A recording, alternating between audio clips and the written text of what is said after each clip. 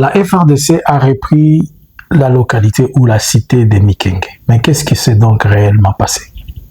Des affrontements ou un abandon partiel ou quoi? Je vous ai dit que la FRDC, certains militaires de la FRDC ne voulaient plus faire la guerre et les gens n'ont pas compris. Une énième rapport de Human Rights Watch, mais qui pose beaucoup de questions. Bonjour, bonsoir. Je vous salue de partout, vous êtes en train de nous suivre, c'est Analysons Congo. Aujourd'hui, nous sommes le 11 du mois de mai, du mois de juin 2026. Likez, partagez, restez connectés et abonnez-vous. Aujourd'hui, c'est le début de la Coupe du Monde. Et cette Coupe du Monde qui a déjà beaucoup de problèmes.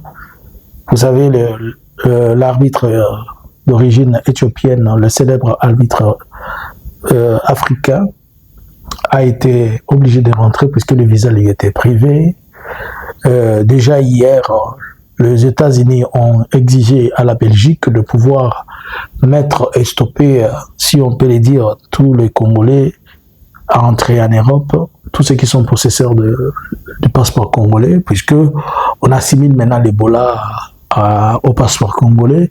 Même si vous êtes à Paris, vous avez un passeport congolais, c'est que automatiquement vous êtes ébolasifié si cela est possible. Mais il y a un problème dont je pense qu'il faudrait que le président n'a pas encore compris. Nous l'avons dit et nous le répétons que c'est trop imprudent de devenir ami des États-Unis que d'être leur ennemi. Et vous savez, pour le moment, le fait que Félix s'est mis dans la peau de mon habitinda des USA, il n'a plus aucun pouvoir sur lui. Chaque chose, chaque mouvement lui est surveillé et contrôlé. Des informations à ma possession. Certains pays n'embarquent plus les Congolais dans les aéroports qui sont possesseurs de passeports congolais dans leurs avions. Les cas des Éthiopiens. Vous pouvez vérifier. Si vous voulez prendre Éthiopienne pour aller vous retrouver passer par Kigali ou vous retrouver ailleurs, Éthiopien n'a qu'une seule direction pour le Congolais, c'est vous ramener à Kinshasa. Si vous n'êtes pas sorti de Kinshasa, vous avez un problème pour aller un peu partout. C'est devenu un problème aussi sérieux, l'Ebola, dont on a cru qu'on était en train de faire pour XY. Je suis encore en train de me poser des questions. Qui est celui qui a déclenché cette histoire d'Ebola? Il voulait quoi?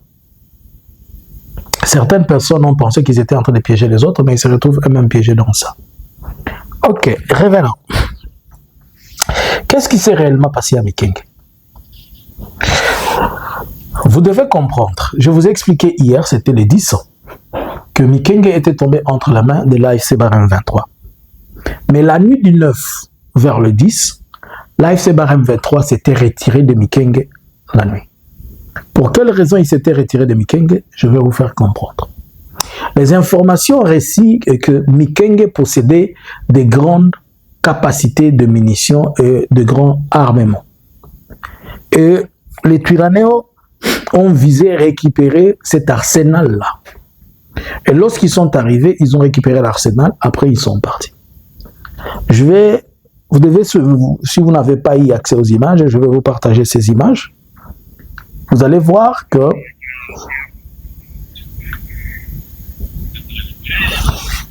il y a eu un grand arsenal militaire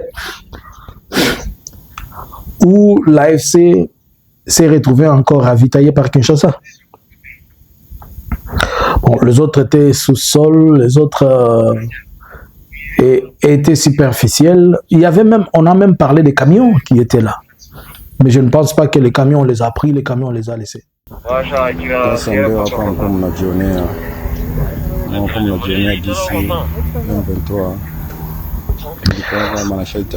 Alors, si vous regardez bien les images que nous sommes en train de vous proposer, vous allez comprendre les mobiles même de l'attaque sur Mikenge. Le mobile de l'attaque à Mikenge, c'était de récupérer cet arsenal, c'était de se ravitailler militairement. Et pour la simple raison que lorsque Mikenge a été pris, on n'a pas vu un grand engouement de plusieurs militaires qui étaient dans la zone. Plus tard, pendant la journée, il y a eu des drones qui ne cessaient de survoler après que le l'AFC Barème 23 ait retiré ses militaires. En un mot, il n'y a pas eu des accrochages entre le gouvernement congolais et l'AFC sur Mikenge. Non. Ils n'ont tiré sur aucune personne. L'AFC Barème 23 Twirwaneho, après qu'ils aient opéré ce qu'ils avaient besoin de faire, ils se sont repliés et ils sont rentrés. Mais comme vous le savez, que je vous avais expliqué que Mikenge n'était pas un grand centre, mais c'était un carrefour et aussi un lieu de repli et considéré, je vous avais même dit dans notre analyse, que c'est considéré aussi comme un entrepôt pour plusieurs. Et comme le gouvernement de Kinshasa l'a considéré comme son entrepôt, c'est comme ça que ils se sont permis de pouvoir aller et récupérer ce qu'ils devaient récupérer. Et après avoir fait leur opération, ils sont rentrés. À ce jour, on a parlé d'aucun mort du côté de l'AFC, du Twirwaneho, ni de blessés, ni quoi que ce soit. Alors, si les gens sont en train de crier pour la victoire, ils doivent se poser la question deux fois. Ils se sont-ils battus? Nani babundaki na Mikenge mutu amunaki na Mikenge aza te. AFC Barème 23 ebimaki Twirwaneho babimaki na butu après que barécupéré munitions na baarme nyonso ozalaki wana. Baimage mosusu peut-être ekozala non permis na kolakisa yango, mais il y a eu beaucoup d'armes, beaucoup mandoki ebele le roi Mbula. Ce matin, il y a l'élo le 11. Et là, on salami na Beni. Et là, on salami na Beni, ils ont interpellé Bisso. Tout le monde.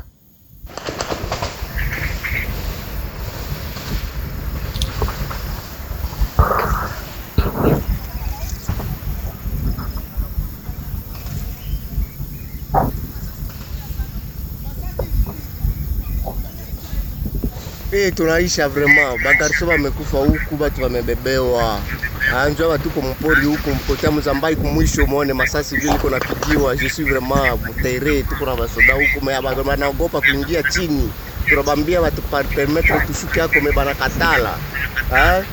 Vraiment c'est désolation. C'est dans le territoire, là c'est à Beni. Il y a une attaque des ADF Nalu. Et pendant que les ADF Nalu étaient en train d'attaquer, ils étaient en train d'échanger avec les jeunes, dont je vous avais dit hier que les jeunes ont pris des armes et que ça serait un sérieux problème. Et voilà un autre groupe de jeunes qui demandent aux militaires qu'ils aillent se battre. Nzoka ba soda ba boma batuna ba ADF kuna po ba soda ba boya ka kokende ko bunda. Ngaite mutu ape alobi yango oyo aza kuna, alobi yango na Swahili. Tunelezea ba soda tonde tupigane bana katala. Le militaire refuse.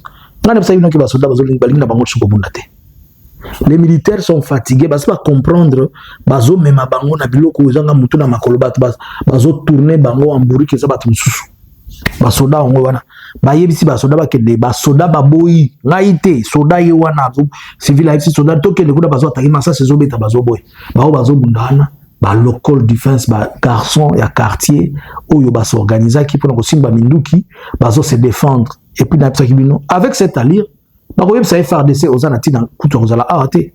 Les lots marchent, les aïna ben y a taximen, pas dispersé en haut, bon, bien que ça s'est passé tel que ça s'est passé, mais là, vous comprenez. J'ai relié à ce que je suis en train de dire par rapport aux choses que je vous ai dit hier. Je vous ai parlé d'un soi-disant colonel qui s'était suicidé, mais les dernières nouvelles nous font comprendre que le colonel est blessé et il n'est pas mort. Mais pourquoi alors s'être retiré? Puisque lorsque Mikenge Koyaki, on l'a accusé lui d'avoir cédé Mikenge. Et pour cela, on l'a interpellé à Kinshasa pour aller se défendre comment Mikenge est tombé.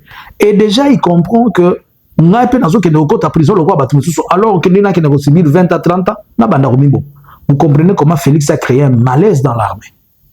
Puisque l'armée aujourd'hui, la FRDC, tout le monde soupçonne tout le monde. Tout le monde accuse tout le monde. Tout le monde espionne tout le monde. Si tu es Kassaïen, c'est-à-dire toi tu es Congolais, si tu es dans l'armée que tu es Kassaïen, tu es Congolais, tu aimes le Congo. Les autres qui ne sont pas Kassaïens, on doit les surveiller, on doit les contrôler. Et à la moindre pépin, quand quelqu'un ne t'aime pas, pouf, je l'ai rencontré en train de parler avec l'AFC Barham 23. Oh, il est ennemi du Congo, il est en train de parler avec je ne sais qui. C'est ce qui se passe.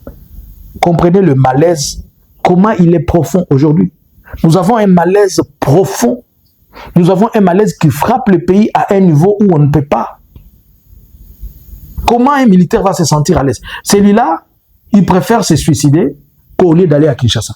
Les autres aussi vont, ah, notre commandant a été traité de cette manière. C'est pourquoi les autres se tirent eux-mêmes. Ils se blessent, ils font des dégâts pour empêcher qu'ils aillent au front. Au moins là, vous avez suivi que c'est un soldat qui est en train de les dire.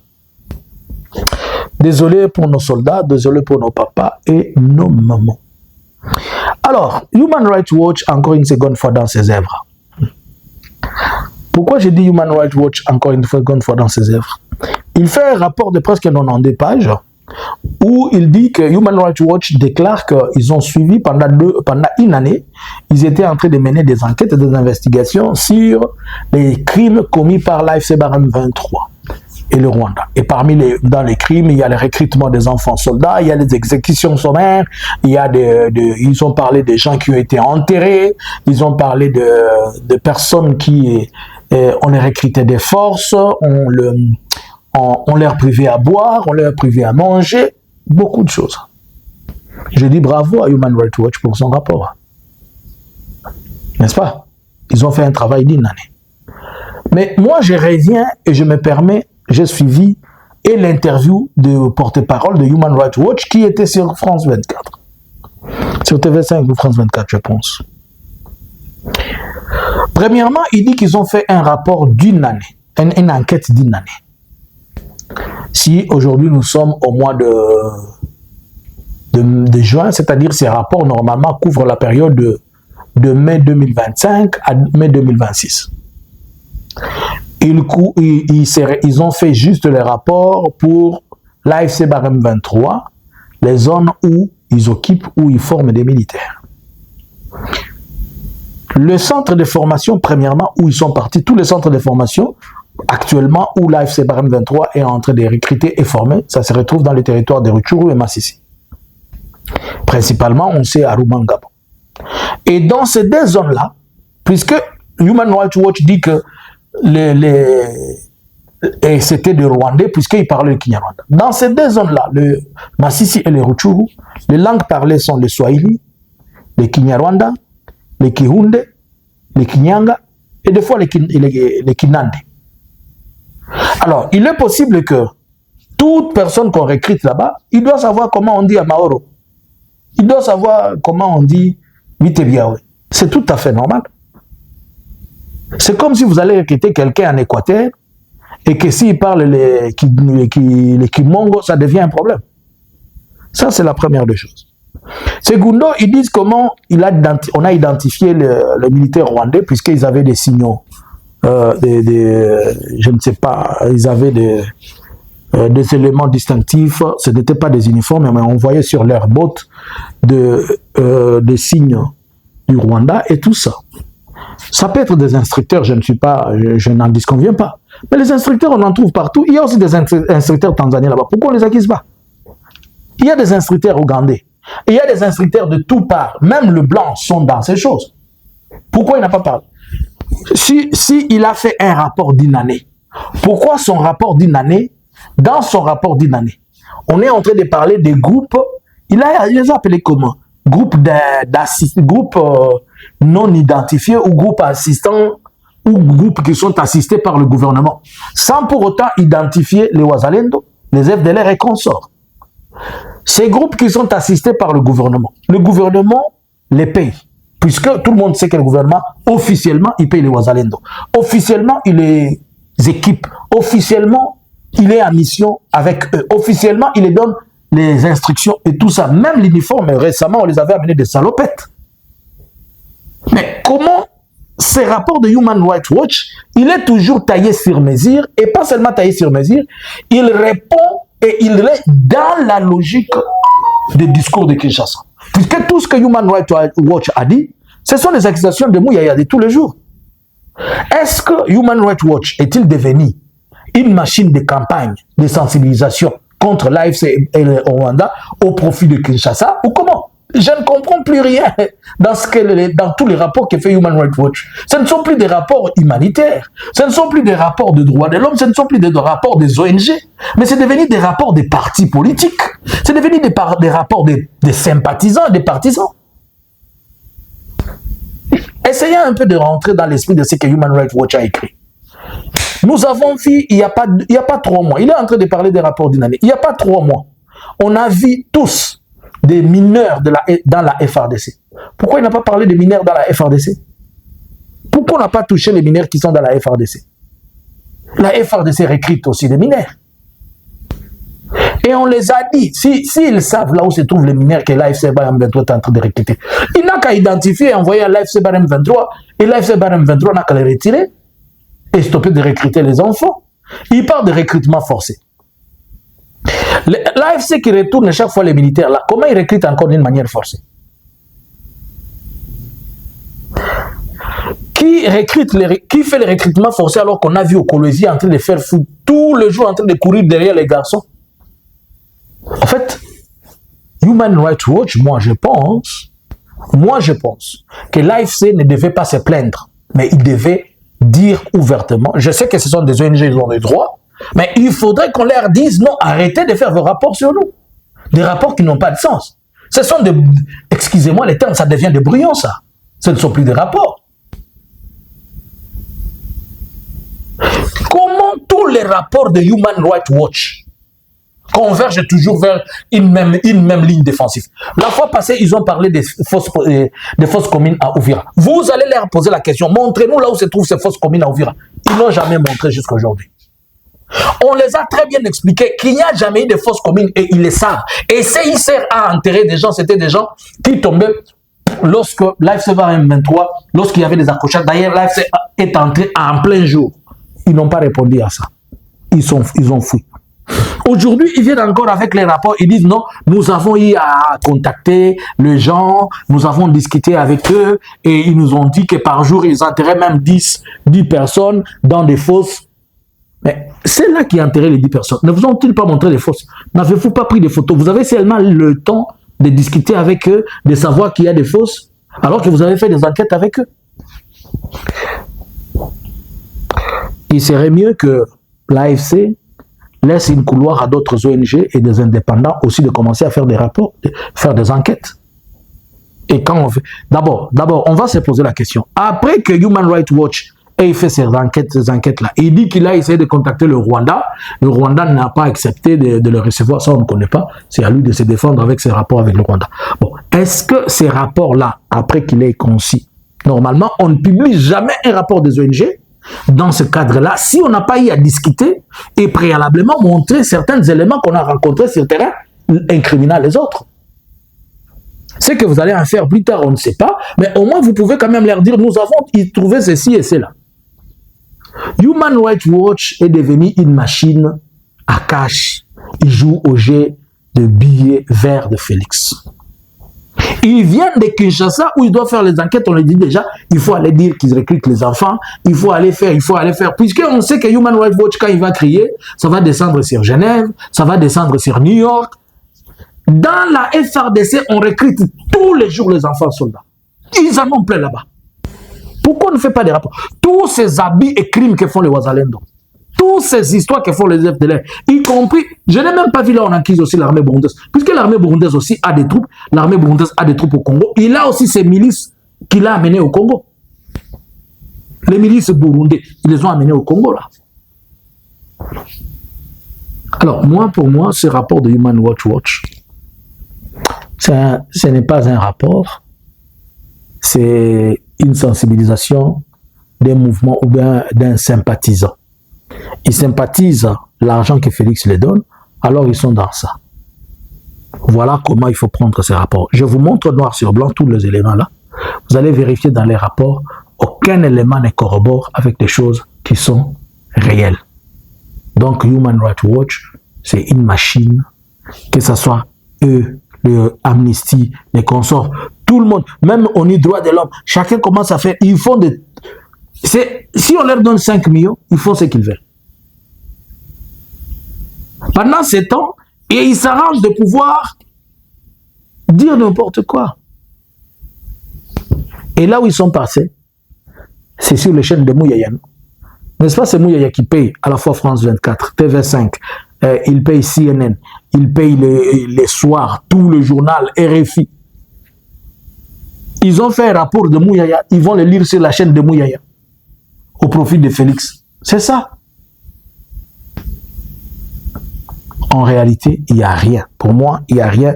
Ces histoires, ces rapports sont fausses et il faudrait qu'ils soient contre-attaqués avec la plus grande énergie pour les empêcher à continuer à faire des histoires comme celle-ci. Que pensez-vous? À vous les claviers. Bonjour, bonsoir. Analysins Congo subscribers.